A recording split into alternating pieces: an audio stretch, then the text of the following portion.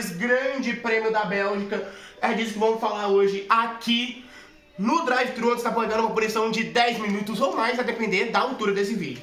E hoje nós estamos com um cenário um pouquinho diferente do habitual, que é justamente na parede branca lá do meu quarto. O quarto que ainda tem que pintar de novo, de tanto sujeira que tem, mostrando nada, literalmente. Hoje a gente tá aí no cenário com a minha TV, na minha sala de estar, nesse sofá confortável que provavelmente vocês não devem estar vendo, né? Mas se verem, é um sofá extremamente confortável, diferente da pista de Spa-Francorchamps, que muitas vezes parece que é uma prova de resistência ou endurance para os fãs do WEC, como assim dizer, e não é pra tanto. Spa-Francorchamps tem 7 km, é uma das pistas mais longas que tem no calendário da Fórmula 1, com 44 voltas e 19 curvas. Se uma das principais curvas, a mais conhecida está na Eau Rouge Radion, onde que é muito boa para ultrapassagem, é uma curva muito rápida, e que você pode perder tudo nessa curva, igual a reta Camel, onde que é muito fácil para ultrapassagem. A gente viu isso que o Oscar Piastri, nesse final de semana, ele acabou perdendo a primeira colocação para o Verstappen, justamente por causa da ultrapassagem. E falando nisso, o maior vencedor do circuito é Michael Schumacher com 6 vitórias. Quem busca empatar esse recorde é Lewis Hamilton, que não vai conseguir fazer isso amanhã, porque tá muito complicado pro heptacampeão mundial da Fórmula 1, que tem 5 vitórias, empatado com Ayrton Senna. O Senna não pode realizar esse recorde por motivos óbvios, que todo mundo sabe a história, que não quero relembrar. O Hamilton pode, mas hoje no quali atrapalhou pro lado dele, azedou. Vamos olhar um pouquinho da sprint, porque nós temos algumas coisas pra reta, o que garante ele uma boa posição. O Verstappen já largou de quarto, ultrapassou Lando Norris, que foi pressionado pelo Leclerc, mas pelo carro ser melhor da McLaren, é uma garantia melhor. Tanto o Hamilton, tanto a Antonelli, tanto o Russell foram ruins no treino classificatório, e isso se garantiu para a corrida. E o Verstappen atacou genial, vamos ver de novo. O Verstappen conseguiu atacar de forma genial novamente, porque a pole não garante nada. E talvez eu possa tentar fazer essa mesma coisa pro domingo. Eu recomendaria o Piastri tentar fechar o Verstappen melhor. Ou sei lá, tentar cair um pouquinho para trás para poder garantir. E quase que dá uma vitória pro Leclerc. Quase que o Leclerc ele vai pro pódio, mas o Lando se defende muito bem e dá para perceber isso. São 15 voltas a sprint, não vamos lançar todos porque nós não temos o direito, né? Mas vamos tentar mostrar algumas coisinhas. E dá pra perceber bem o que eu vou falar daqui a pouco, é o Bortoleto. O Bortoleto na Bélgica tá tendo um bom desempenho, melhor do que o Nico Hülkenberg.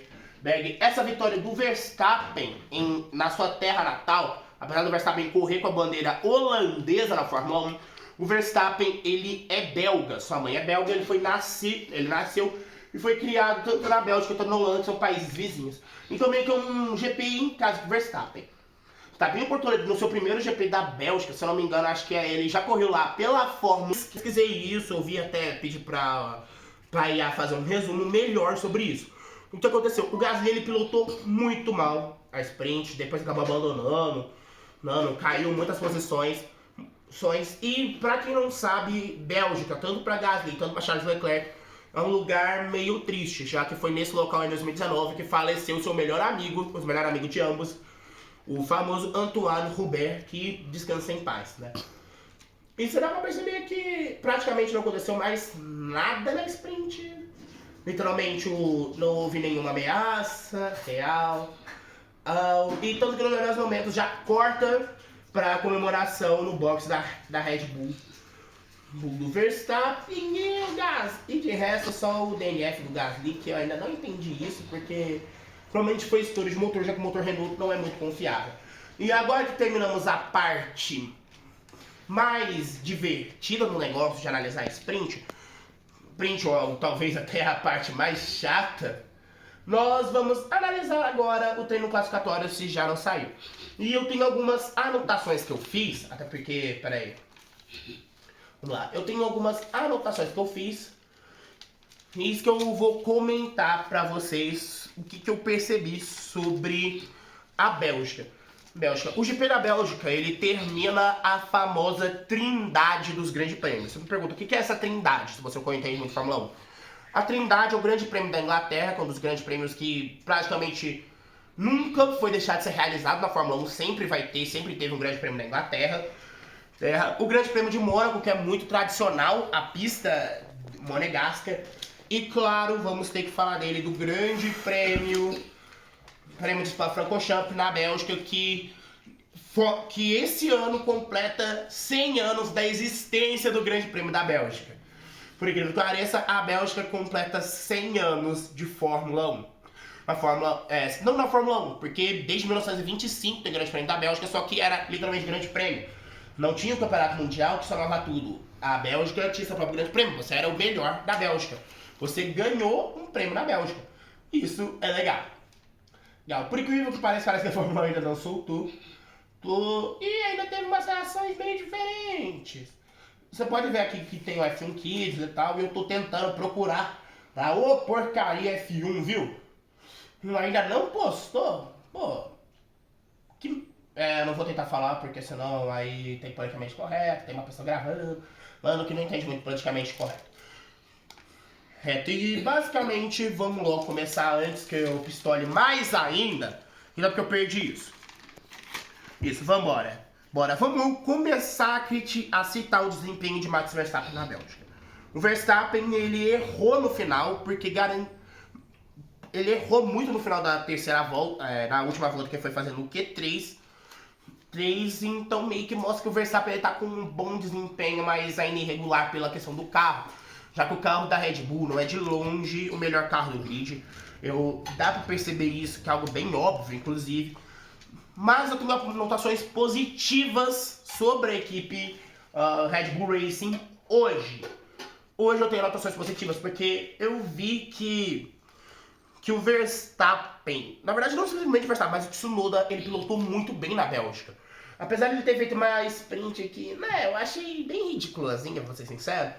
O Tsunoda, ele pilotou muito bem hoje. Ele, junto com a Haas, que me surpreendeu também, porque eu nunca imaginei que a Haas iria fazer alguma coisa hoje, uma coisa que presta, mas assim dizer. Principalmente, vamos só analisar, só pra não tirar o leite antes do boi, eu não lembro como é que fala a frase. Sim, só pra confirmar. Porque eu lembro que, se eu não me engano, ele fez uma sprint bem ridícula. Vamos deixar a imagem do Verstappen pra falar pra vocês. Isso. Basicamente, o Verstappen fez uma sprint muito boa, diferente do Tsunoda, que fez um dos melhores qualis hoje dele. Eu acho que isso é o efeito do Laurent Mack. Já que o problema, ele mandou melhorar o carro, que já era o necessário, era o óbvio, qualquer equipe tem que melhorar. Eu tô meio gripado. A porcaria do seu carro. O Laurent Mack, ele tentou melhorar primeiro o ambiente da Red Bull. Porque, cara, o Laurent Mack, ele tava fazendo um bom trabalho na Toro Rosso, Racing Bulls, se reclama, AlphaTauri, Visa Cash, EPRB, se reclamar ainda chamam de minar dessa droga, essa jossa, no caso. Cara, ele tá fazendo um bom trabalho, fazendo o Yuki ter bons resultados. Aí depois que o Yuki foi promovido pro time A, ele teve uma draga no comando do Christian Horner, teve uma draga, tava ruim, péssimo, horroroso, baile. Enquanto isso, o Hadjar tava dando resultados melhores do que o dele. Só que eles sabiam que o certo não era trocar o Tsunoda pelo Hadjar, porque é um tiro no pé. Se você fala que hoje em dia tem que trocar o Tsunoda pelo Hadjar, não vale a pena. E enquanto isso, eu vou deixar uma briga aqui aleatória. Depois desse anúncio da Netflix, falei, meu Deus, pra que eu não fui... Eu devia, em vez de ter gastado com 12, devia ter renovado o YouTube Premium. Vamos continuar, nós vamos terminar de falar tudo. Tem que falar tudo. Nós tivemos os treinos livres, o Verstappen indo muito bem. Eu acho que o treino livre não teve nenhuma observação pra falar agora que eu nem lembre. Tivemos o DNF do Gasly, a suspensão nova da Ferrari, bem lembrado. Obrigado, Ravi, que anotou isso aqui. Te amo, Ravi. Você é foda pra caralho. Enfim, a suspensão nova da Ferrari, ela deu melhores resultados pro Leclerc do que pro Hamilton, isso foi bem claro. E tanto que a ideia foi do próprio Leclerc, e ele soube como é que usava a suspensão melhor, porque foi ele que planejou, foi ele que deu a ideia, então ele sabia como é que funcionava. E vamos falar hoje do Hamilton e do Antonelli. Cara, que corrida péssima dos dois, que desempenho bosta dos dois na Bélgica, vamos assim dizer, né? Os dois tiveram muitos problemas. O Antonelli tá com um carro que parecia invariável hoje, o Russell, acho que ele tirou o plate de pé. mas conseguindo carro da Mercedes uma carroça. Hoje foi, acho que, o nível do Antonelli, que eu acho que meio que isso mostrou a pressão dele. Que foi? Vocês estão perguntando porque eu tô assim? Porque tá querendo parar de gravar. Eu tenho que gravar. Vamos. Troca o braço que funciona. Funciona, vai por mim. Eu odeio ter que abolsar essa oportunidade. Enfim. Sim, é porque minha mãe falou: mostra aí. Eu sendo que, pô, se for pra falar erro, já tenho minha cara, já tenho Piastri também, né? Eu admito. Então, enfim. Mentira, Piastri ele é bom pra caramba. Se eu falei errado, falei Piastri não. Ocon. Oscar, Ocon, é que confundi. Hoje eu tô meio galvão. E basicamente os dois foram péssimos. Péssimo. Hoje foi nível de habilidade. O Hamilton ele ainda teve uma volta deletada no Q1. Que faz sentido ele meio que falar, fui deletado, sabotado. Só que o Hamilton, se tivesse feito uma volta melhor no começo, vai ser errado porque foi erro do Hamilton. Então meio que, pô, hoje foi má habilidade do Hamilton. E hoje os pneus de hoje eram C1, C3 e C4. E vamos ter que lembrar algumas coisinhas aqui que eu anotei. E que a Haas foi muito boa na esqui de Good Ocon. O Ocon tava maravilhoso. E no começo já teve o Alonso chorando sobre, acho que se eu não me engano, a saída de algum piloto tentando resolver alguma coisa com o Hülkenberg. E o mesmo Hülkenberg teve problema por causa do Stroll. O Hülkenberg ele teve que parar para trocar a asa, que atrapalhou ele sim, atrapalhou o Hulk. Hulk que fez ele perder mais tempo, mas não atrapalhou diretamente, mas perdão para ter tido uma influenciazinha do Stroll. Stroll que estragou a asa do Hülkenberg, ele teve que trocar. Pro final de semana isso pode ser o maior perigo pro Hulk. Podemos também falar da transmissão, que tava toda hora falando fora Stroll. Então porque ele é o cara da Aston Martin. Mas acho que hoje o problema foram as Aston Martin, já que tanto Fernando Alonso quanto Lance Stroll vão largar das últimas posições. Stroll em 20º, Alonso em 19º. E já aproveitando para falar o resto, vamos lá. Antonelli, Colapinto e Hamilton. Como eu já falei do Lewis, eu já falei do que aconteceu com o Lewis, vamos ver se a Fórmula 1 ela já divulgou o que tinha que divulgar, os melhores momentos do quali. Não divulgou, mas vamos pegar o quali da sprint para especificar melhor, porque o quali foi bem parecido. Só pra vocês entenderem o que eu tô querendo dizer. Dá pra... teve rodada do Antonelli no SQ, mas hoje foi mais falta do desempenho do próprio Kimi Antonelli.